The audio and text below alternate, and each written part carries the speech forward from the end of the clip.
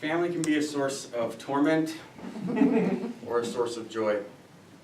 Certainly bad comes with the good, but we must learn to push past our differences in order to be happy, in order to love. Proverbs 17:9 says it nicely. The one who forgives an offense seeks love. I hope for us all that the thought of our families warms us and puts a smile on our faces. God has blessed me with Emily, my beautiful wife, and 2 beautiful children, Elijah and Grace. My family is my source of comfort and happiness in this complicated world. When this world drags me down, they lift me up. Allow me to give you a taste of the journey that made me into a family man. My wife had a C-section with our first child, Elijah. They allowed me to come into the room while they were performing the operation. When I walked in, my eyes must have widened and my face gone pale because the doctor's first words were, "Don't faint." What I saw I've almost forgotten because I was only able to look for just a split second without turning away. It looked as though the doctors were holding Emily's organs in their hands. They pulled out my son and I asked Emily if she was okay and if I could go to him, and she said, "Yeah, go." Seeing my son for the first time was magical. There's nothing quite like it. I was mesmerized. I didn't want to leave him. I wanted him to know that I was there and that I loved him, that I'd always be there for him. We went up to the nursery and I stayed there with him. I held his hand for a long time, probably upwards of about 2 hours, and I didn't let go.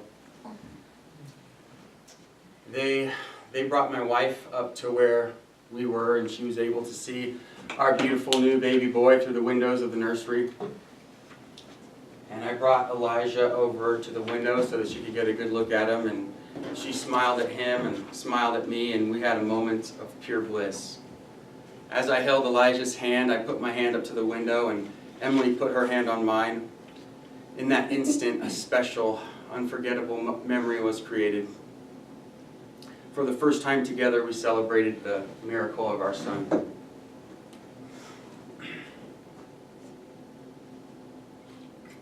And he grew into a chubby ball of joy, and then into an intelligent, handsome little boy. This is probably my favorite picture of Elijah. Isn't his joy contagious? We're all meant to be like that. Jesus said, "I tell you the truth, unless you turn from your sins and become like little children, you will never enter the kingdom of heaven." So anyone who becomes as humble as this little child is the greatest in the kingdom of heaven. When Elijah was about 15 months old, we planned on having another baby. One day when I was hanging out with my brother, Emily sent me this photo, and of course I shouted for joy. The exciting day came when we could know the sex of our new baby. The ultrasound technician gave us the exciting news and sent us back into the lobby to wait to see the doctor. When we walked into the lobby, I shouted, "It's a girl!"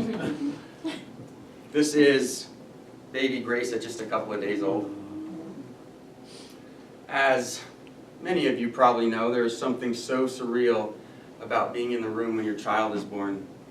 It's a mind-blowing miracle, a breathtaking phenomenon. I felt a sensation as though there was a presence all around me as it was happening. It's a unique experience, second to none. Isn't she beautiful? It's in the smiles of my children that I find my own smile. Oftentimes when I wake up, the first thing on my mind is finding their smile.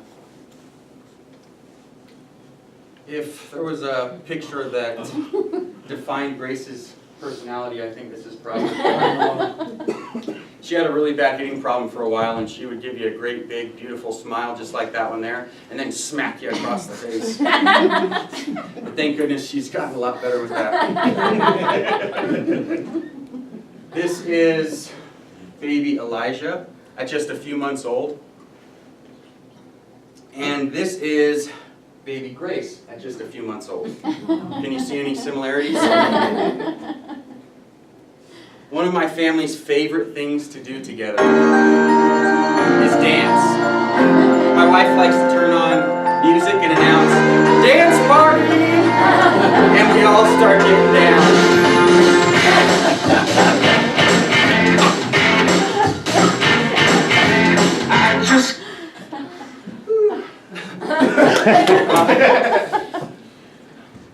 Being a father is tough. I don't think I've ever had the opportunity to make more mistakes. I have to constantly remind myself, love is patient. Love is kind. It does not envy. It does not boast. It is not proud. It does not dishonor others. It is not self-seeking. It keeps no record of wrongs. Love does not delight in evil, but rejoices with the truth.